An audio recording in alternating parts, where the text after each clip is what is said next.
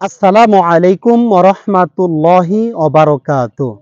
সম্মানিত ভাই বোন, আমাদের মাঝে যে মাসটি এখন চলমান তা হলো মুহররম মাস।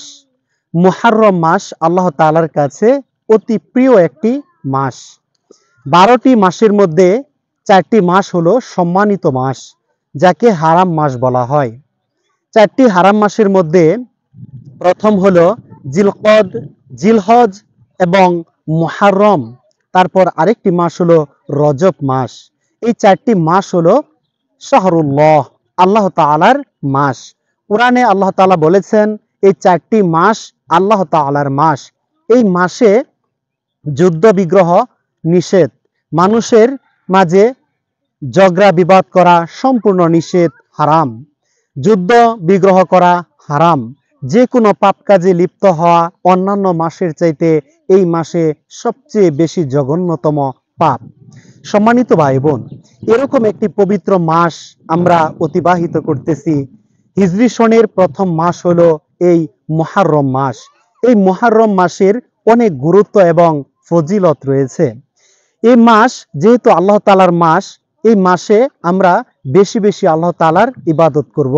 এ সম্পর্কে আবু হুরাইরা রাদিয়াল্লাহু আনহু থেকে বর্ণিত, তিনি বলেন রাসূলুল্লাহ সাল্লাল্লাহু আলাইহি ওয়াসাল্লাম বলেছেন যে 5 ওয়াক্ত ফরজ সলাতের পর সর্বশ্রেষ্ঠতম সলাত হলো গভীর রাতের সলাত, তার মানে তাহাজ্জুদের সলাত।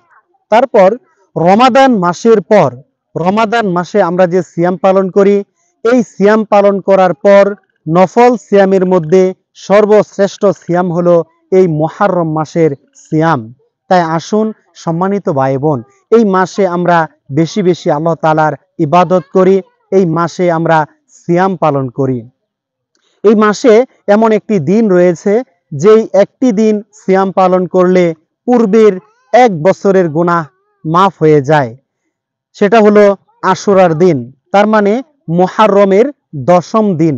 এই দিনে আমরা একদিন সিয়াম পালন করব, এর আগে অথবা পরে আমরা আরেকটি সিয়াম পালন করব, মোট 2টি সিয়াম পালন করব। তাছাড়াও এই মাসে সিয়াম আল্লাহ তাআলা সবচেয়ে বেশি পছন্দ করেন। এই মাসে আমরা সবচেয়ে বেশি সিয়াম পালন করার চেষ্টা করব। এই মাসে আমরা সোমবার এবং বৃহস্পতিবার সবচেয়ে বেশি সিয়াম পালন করব।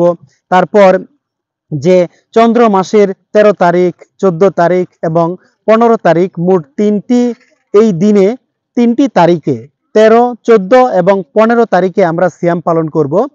এই সিয়ামগুলো আল্লাহ তাআলার কাছে অত্যন্ত প্রিয়।